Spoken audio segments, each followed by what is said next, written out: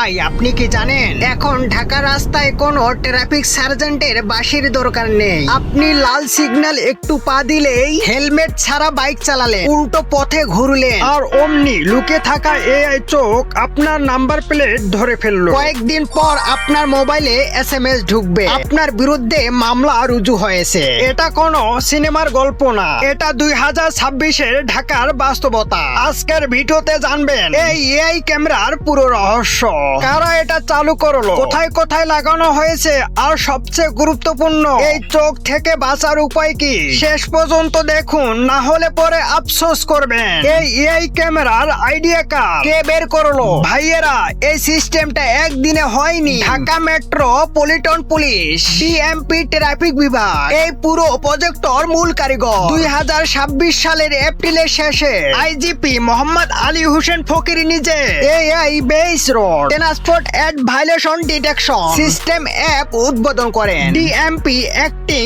Commissioner Mohammad Sarwar এবং traffic বিভাগের কর্মকর্তারা এটাকে বাস্তবে রূপ দিয়েছেন। উদ্দেশ্য একটাই, ঘুষের সংস্কৃতি কমিয়ে ট্রাফিক শৃঙ্খলা ফিরিয়ে আনা এবং দুর্ঘটনা কমানো। তারা road transport act 2018 violation detection software ব্যবহার করেছে, যেটা এআই দিয়ে স্বয়ংক্রিয়ভাবে অপরাধ শনাক্ত করে, মামলা তৈরি করে।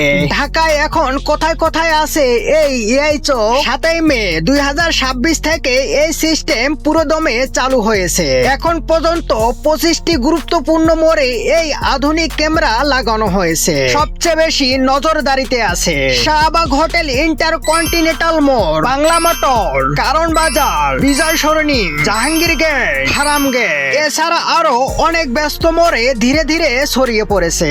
আর শোনেন, ডিএমপি টার্গেট হলো আগামী 6 মাসের মধ্যে 500টি সিগন্যাল ও মোড়ে এআই ক্যামেরা বসানো। অর্থাৎ শুধু ঢাকা নয়, পুরো শহরেই এখন এই চোখের আওতায় চলে আসছে।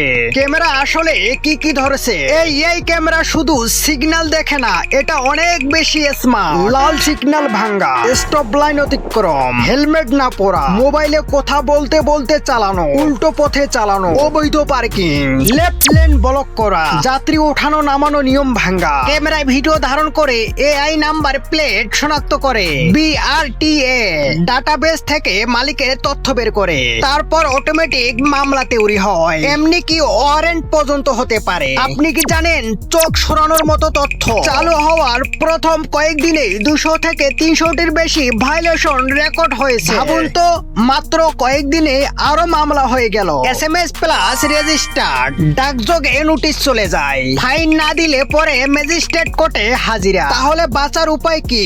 লাল সিগন্যাল মানুন, 1 সেকেন্ডের জন্য ভাঙবেন না। সব সময় হেলমেট ও সিট বেল্ট পরুন। মোবাইলে হ্যান্ডস ফ্রি ছাড়া ব্যবহার করবেন না। নাম্বার প্লেট সব সময় পরিষ্কার ও সঠিক রাখুন। উল্টো পথে বা নিষিদ্ধ লেনে একদম যাবেন না। ঢাকার রাস্তা এখন আগের মতো নেই, এখানে লুকিয়ে আছে হাজারটা এআই চোখ। আপনি কি এই নতুন সিস্টেম নিয়ে কোনো অভিজ্ঞতার কথা শুনেছেন? পরবর্তী ভিডিও নিয়ে আসবো, কমেন্ট করে জানান। ভালো লাগলে লাইক দিন, শেয়ার করুন যাতে আপনার বন্ধুরা সাবধান হয়। আর অদ্ভুত প্রযুক্তির গল্প চ্যানেলটা সাবস্ক্রাইব করে বেল আইকন অন করে রাখুন। ধন্যবাদ, সাবধানে চলবেন।